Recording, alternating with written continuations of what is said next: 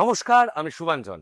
গুবলেট পডকাস্টে আজকে আমরা চলে এসেছি আবার নতুন একটা এপিসোড নিয়ে, এবং আজকে আমাদের সাথে আছে একজন যোগ্য এবং ফ্রেশ একজন গেস্ট, যে আজকে প্রমাণ করবে অনেক কিছু আপনাদের সামনে। তাই আর কথা না বাড়িয়ে ডিরেক্টলি আমরা ডেকে নিই আমাদের যোগ্য প্রার্থী। অসংখ্য ধন্যবাদ গুবলেট চ্যানেলকে। তারা অন্তত আমাকে যোগ্য মনে করেছে। আমি যে যোগ্য সে যোগ্যতার প্রমাণ করার একটা সুযোগ দিয়েছে। আমি বহুদিন ধরে গুবলেট চ্যানেল দেখি। ভাই, এই বহুদিন আবার কি, তো 5 মাস মাত্র হলো। সরি, 5 মাস বহুদিন ধরে চ্যানেলটি দেখছি। এবং আমার মনে হচ্ছে বাংলায় দাঁড়িয়ে এটা একটা যোগ্য একটা প্ল্যাটফর্ম, যেখানে দাঁড়িয়ে আমি আমার যোগ্যতার প্রমাণ দিতে পারবো। অনেক কষ্ট করে, অনেক রিকোয়েস্ট করে আমি আজ এখানে আসতে পেরেছি। তার জন্য আলাদাভাবে ধন্যবাদ দেবো সৃজনদাকে। এই আমি সৃজনদার বিরাট বড় ফ্যান। সৃজনদা ছাড়া এই শো কখনোই হিট হতো না, এত মানুষ দেখতো না, এত ভিউ হতো না। আরে ভাই, আর সৃজনদার কোনো এপিসোড আমি মিস করি না। আমি সৃজনদার বিরাট বড় ফ্যান। আমি আরে সৃজন নয়, আমার নাম শুভাঞ্জন। হ্যাঁ, ও ক্ষমা করবেন, আসলে ওই যাদবপুর থেকে অটো ধরে এলাম তো। যাই হোক, এই তুমি যা যা শিখিয়েছিলে মোটামুটি সব বলে দিয়েছি, আমার কাজটা হয়ে যাবে তো। আচ্ছা, লোক তো মশাই আপনি ভালো করে ইন্ট্রোটাই দিতে দিলেন না। এক্সকিউজ মি, লোক নই আমি, ছেলে, বাবার যোগ্য ছেলে। ঠিক আছে ঠিক আছে, এসব এখন বাদ দিন, বাদ দিয়ে একটু নিজের নাম ধাম পরিচয় আপনি দিন, বলে দিন। নমস্কার, আমার নাম এবং পরিচয় এখন একটাই, আমি যোগ্য। এবং আমি যে যোগ্য এই প্রমাণ আজ আমি এখান থেকে করে তবে বাড়ি ফিরবো। অযোগ্য নই আমি, অযোগ্য। আমি সাথে করে প্রমাণ এনেছি। ঠিক আছে ঠিক আছে, শান্ত হন। কে কে বলেছে আপনাকে যে আপনি অযোগ্য? কে বলেনি? পাড়া প্রতিবেশী, বন্ধু, বউ, শ্বশুর, শিক্ষক, সুপ্রিম কোর্ট, ছাত্র। আগে বলতো না, সেদিনের পর থেকে বলছে। কবে থেকে? ওই সুপ্রিম কোর্ট রায় দেওয়ার পর থেকে। সুপ্রিম কোর্ট মানে? আরে 3রা এপ্রিল 2026-এর পর থেকে। 2026 না, 2025 হবে। হবে হয়তো। এখন তো মাথায় শুধু 26টাই ঘুরতে থাকে। সে তো স্বাভাবিক, 26-এ ভোট আছে তো বিধানসভার। না, 26-এ হাজার। বাদ দিন সব। বাদ দিন নয়, বাতিল, 26,000। আচ্ছা, আপনি যে এই যে যোগ্য যোগ্য বলে চলছেন, প্রমাণ করবার চেষ্টা করছেন, আপনার কাছে কোনো প্রমাণ আছে যে আপনি যোগ্য? আছে, প্রমাণ আছে, আমি সাথে করে প্রমাণ এনেছি। এই তো এটা কি ওএমআর শিট? জমির দলিল। মানে? আগে আমার বাবার 8 কাঠা জমি ছিল, এখন 4 কাঠা আছে। আপনার লজ্জা করলো না? একজন একজন আপনি শিক্ষক হয়ে বাবার জমি বিক্রি করে সেই টাকা আপনি একটা চাকরি পেলেন। টাকা দেওয়ার আগে আমি শিক্ষক ছিলাম না, টাকা দিয়ে শিক্ষক হয়েছি। হ্যাঁ, এখন একটা শিক্ষক হয়ে টাকার বিনিময়ে চাকরি পেতে অবশ্যই আমার বিবেকে বাঁধবে। যাক যাক, বিবেক বলে কিছু অন্তত বাকি আছে, সেটা শুনে ভালো লাগলো। হ্যাঁ, ওই বিবেকটাই তো বেঁচে আছে, চাকরিটা তো আর বাঁচাতে পারলাম না। বাঁচাতে পারলেন না যখন, এই যে হাজার হাজার টিচার বিকাশ ভবনের সামনে গিয়ে ধর্ণা দিচ্ছে, আপনি ওখানে গেলেন না কেন? কি করে যাব বলুন? না মানে কি করে যাব? যাদবপুর থেকে তো বাস পাওয়া যায়, ডিরেক্ট আরে ওখানে যাও। তা না, যখনই বিকাশ ভবনে গিয়ে ওদের সামনে বসতে যাচ্ছি ধর্নায়, ওরা অযোগ্য অযোগ্য বলে তাড়িয়ে দিচ্ছে। আপনি ওটা পারতেন, এই অপমান সহ্য করে ওদের পাশে গিয়ে ধর্নায় বসতে। না, সেটা হয়তো হ্যাঁ পারতাম না। না, কি এমন করেছো না? কি এমন করেছে? একটু পড়াশোনা, এই পরীক্ষার প্রিপারেশন, এই তো সবাই পারে। কিন্তু আমাদের কথাটা একবার ভাবুন তো। তিল তিল করে গড়ে তোলা বাবার জমি, একটু একটু করে জমানো মায়ের গয়না, পারতো? অকাতরা লোকের মধ্যে বিলি দিতে পারতো? না সে তো ঠিকই। তাহলে বলুন আপনি, এখন যদি আমাদের অযোগ্য বলে, আমাদের খারাপ লাগবে না? যখন দূর থেকে চোর চোর স্লোগান দেয়, তখন চোখের জল আটকাতে পারি না। আপনিই বলুন, আমি চুরি করেছি না আমার ঘর থেকে চুরি গেছে? লজ্জা আমি বাইরে বেরোতে পারি না, আতঙ্কে থাকি। আতঙ্কে কেন থাকেন?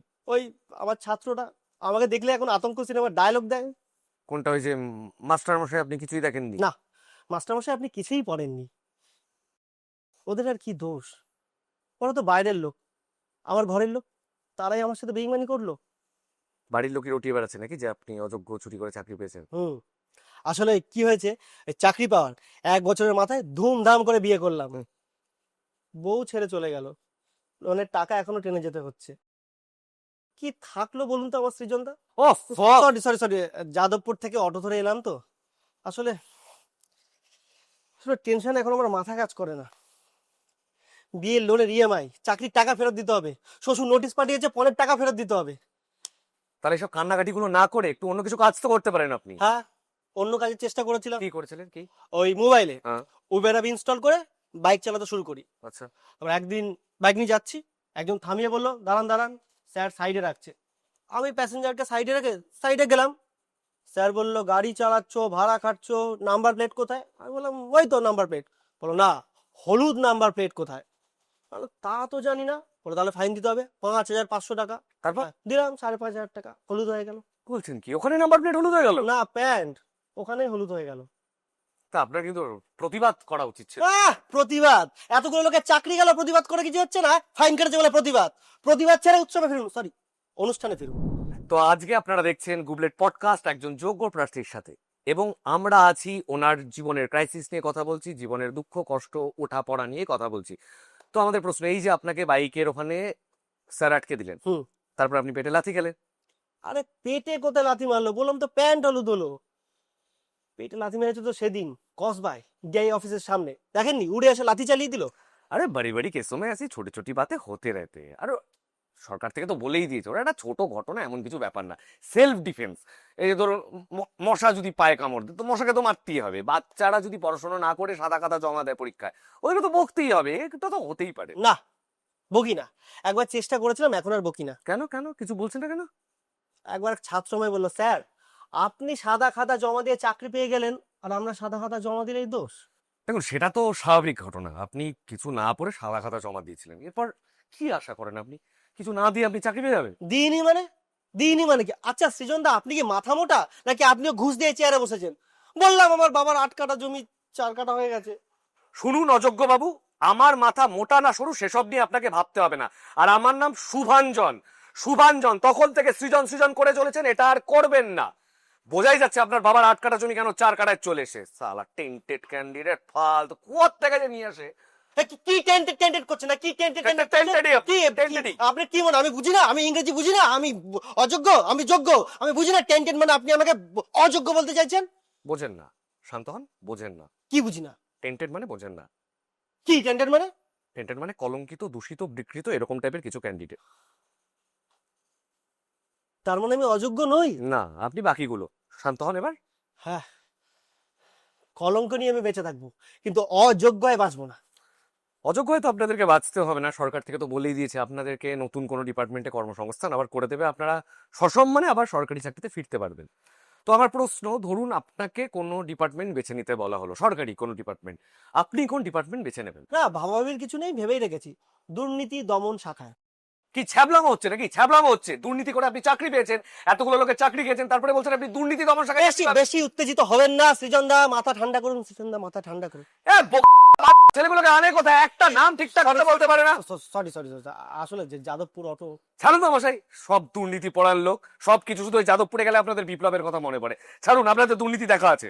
এই জন্য, শুধুমাত্র এই জন্যই আমি দুর্নীতি দমন শাখায় যোগ দিতে চাই। তাই যে কোর্ট যে বারবার করে বলছে পরীক্ষা আবার নতুন করে দিতে, ফেয়ার সিলেকশন আসতে, আপনি ভয় পাচ্ছেন কেন পরীক্ষা দিতে? কে বলেছে পরীক্ষা দিতে ভয় পাচ্ছি? কে বলেছে? হোক পরীক্ষা দেবো। পরীক্ষা হবে? হ্যাঁ হবে পরীক্ষা হবে। তাহলে আজকেই প্রমাণিত হয়ে যাবে আপনি যোগ্য না অযোগ্য। হোক পরীক্ষা হোক। এই সব সেটা বানো। এটা কি? এটা হচ্ছে পরীক্ষা কেন্দ্র, আর এ হচ্ছে পরীক্ষক। আমি আপনাকে কিছু কিছু প্রশ্ন করব, প্রশ্নের উত্তর যদি ঠিক হয় তাহলে কোনো আওয়াজ হবে না, আর যদি ভুল হয় তাহলে বিপ বিপ বিপ বিপ করে বাজতে থাকবে। তাহলে আমরা শুরু করি। 1 মিনিট, একটু লাইটটা বন্ধ হবে। কেন লাইট কেন বন্ধ হবে? একটু দরকার আছে ভাই, একটু ক্যামেরাটা কাট করো বলছি। হ্যাঁ, কাট করো একটু। কি হলো ব্যাপারটা? একটু পরীক্ষার প্রিপারেশন নিচ্ছিলাম, চলুন। ঠিক আছে, তাহলে আমরা সরাসরি চলে যাই আমাদের অযোগ্য প্রার্থীকে যোগ্য প্রার্থী হিসেবে প্রমাণ করবার পরীক্ষায়। এবং আপনার জন্য আমাদের প্রথম প্রশ্ন, পশ্চিমবঙ্গের রাজধানীর নাম কি? Paschimbanga, it's very tough question, but I am যোগ্য। তা তো ওদিকটা পশ্চিম হলে এদিকটা দক্ষিণ, মাঝখানে একটা বঙ্গ আছে। কালীঘাট। এ কি বাচ্চা লাগানো এটা?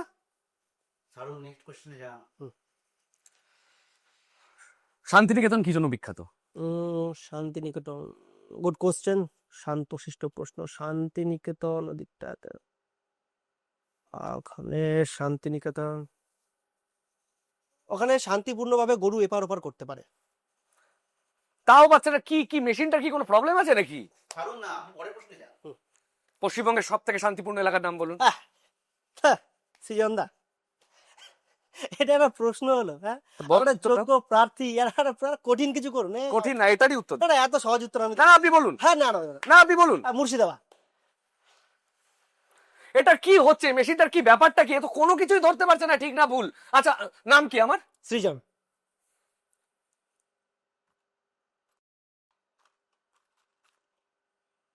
এটা কি সাধারণ জ্ঞান। মানে?